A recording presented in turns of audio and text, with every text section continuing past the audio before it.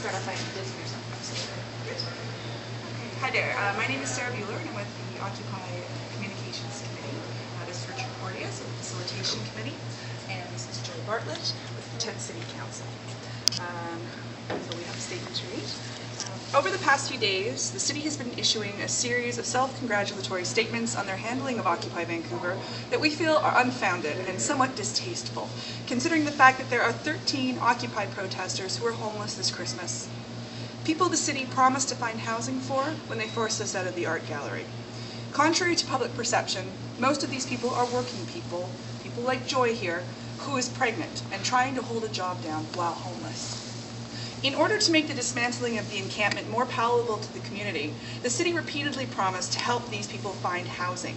But as soon as the story started to fade, so did the city's commitment to these people. The city also takes credit for the peaceful resolution of the occupation, saying, "The city can be proud of the peaceful resolution to the protest in Vancouver. The clear direction from the mayor and council to staff to find creative ways to peacefully resolve this was very critical to our success." That is simply untrue. The peaceful resolution had nothing to do with the city or their handling of things. The peaceful resolution was simply a result of our commitment to a peaceful protest, even though we disagreed with the injunction and the Supreme Court decision.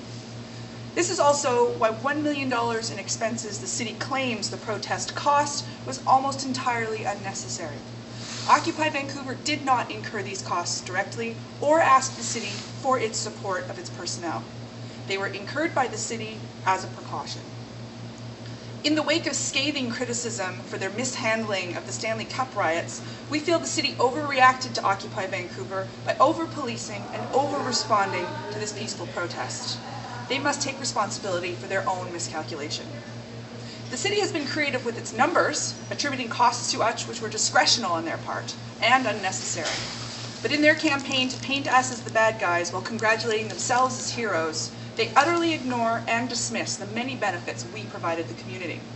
We housed an average of 30 people per day for 37 days at a time when shelter beds were unavailable, housing which would have cost upwards of $90,000 for the city to provide. We provided 1,000 healthy meals per day to people from within and outside the encampment. That's 37,000 meals. Volunteer doctors, registered nurses, and medics provided a range of services from treating colds, cuts, and scrapes to dealing with serious infections, pneumonia, and reviving one man who suffered a drug overdose. Medical visits to our first aid tent from people within and outside the encampment averaged 100 per day for the entire 37 days. Occupy Vancouver provided the only 24-hour walk-in medical clinic access in downtown Vancouver. They provided real medical care by qualified personnel and if offered in any clinic or hospital, would have had a price tag in the hundreds of thousands.